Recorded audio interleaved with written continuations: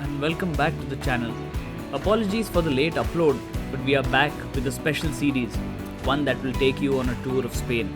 We start with the capital city Madrid, but before that, please don't forget to like, share and subscribe to the channel.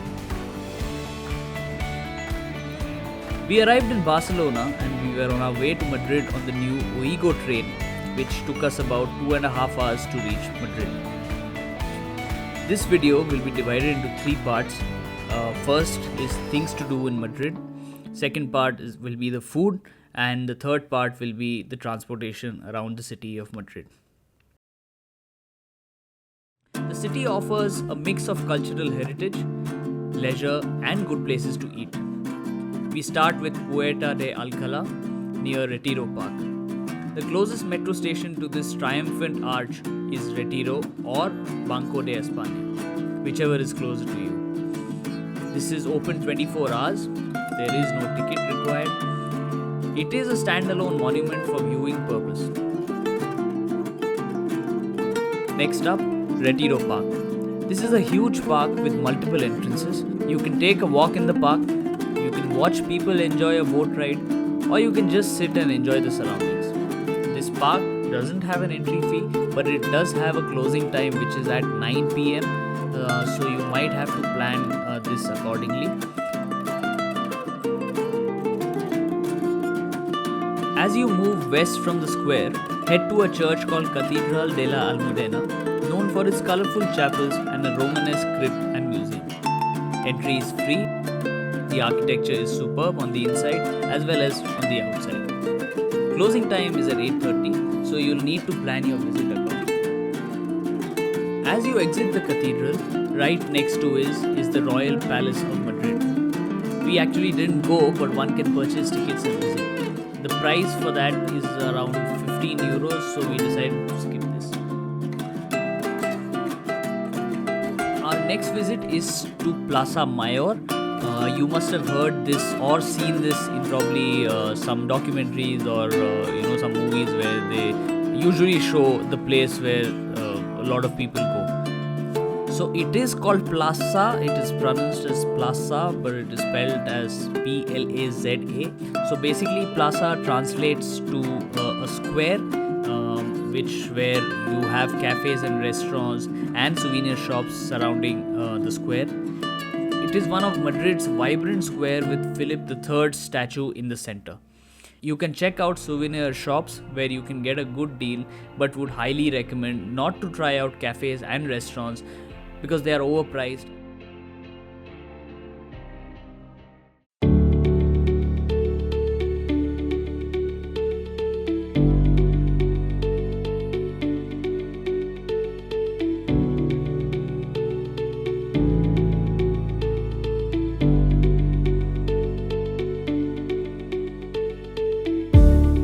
Get straight to the stadiums. We saw 2 stadiums in Madrid. The first being the Estadio Metropolitano, which is home to Atletico Madrid, and the second one was the Santiago Bernabeu Stadium, which is home to Real Madrid, arguably the best club in the world. Wanda Metropolitano's stadium tour was an unguided tour, and it was probably the best stadium tour we witnessed in Spain. It was around 23 euros per person, but you could spend all day there looking at the pitch, looking at their dressing rooms, looking at their press conference room. So all in all, Estadio Bernabeu was a great experience.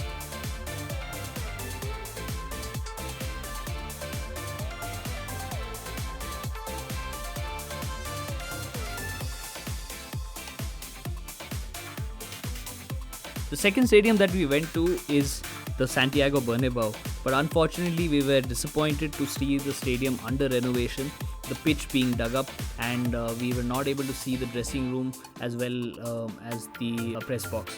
But what we could see was the stands and of course the dug up pitch from the stands and the museum. The first thing that they show you is the museum and the club's rich history, the trophies that they won, and the players that have been an integral part of this wonderful team. The stadium is right in the center of the city. There is a metro station which is dedicated to the stadium. The entry fee is around 15 euros.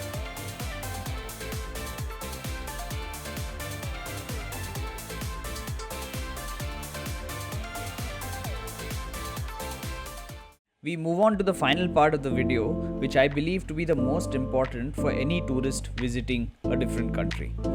I'll list down the places that we went to and the famous ones which are usually recommended by travelers or which you find on Google. For breakfast, we went to a place called Casa Dani in Mercado de la Paz.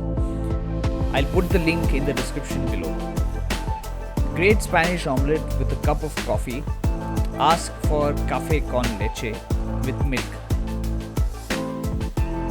If you are fond of meat, try the jamon. It is a Spanish specialty, affordable prices, and the food is delicious. Now the next dish to try, and which I feel is an absolute must, are churros. Now churros are a type of fried dough which can be consumed by dipping it in hot chocolate. For this, go to a place called San Ginés de Chocolateria near Plaza Mayor. I'll put the description in the link below. The good thing about this is this place is open 24 hours. The last recommendation is El Minibar, which is again near Plaza Mayor. It's a small cozy place in the basement, and I would highly recommend that you try the tuna starter there.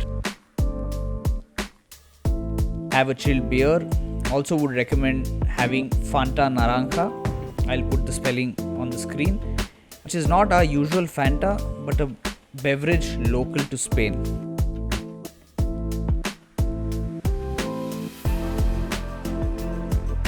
The next up is how to get around the city. Madrid is a city with different zones, namely A and D. There are day passes ranging from 1 to 7 days. Zone A is what people would be interested in. That is because the majority of the city's most popular locations and tourists are located. Zone A ticket prices range from 8.4 euros to 35.4 euros depending on the number of days that you've opted for. Zone T is perfect for planning trips to some of the smaller cities around Madrid. So the tourist card is valid on all public transport. This card is non-transferable, so one needs to have their own card with them before entering any kind of public transport. One thing to remember is you have to validate your ticket whenever you enter a bus or a metro. So now, having covered almost all the major parts of the city, I hope this video helps and gives an idea of how Madrid is and what you can expect out of the city. Let me know in the comments below. Madrid was part 1. Next up would be Sevilla. After Sevilla would be Valencia, and after Valencia, finally we come back to Barcelona. So that's it for this video. Please subscribe to the channel, hit the like button, and press the bell icon for more updates.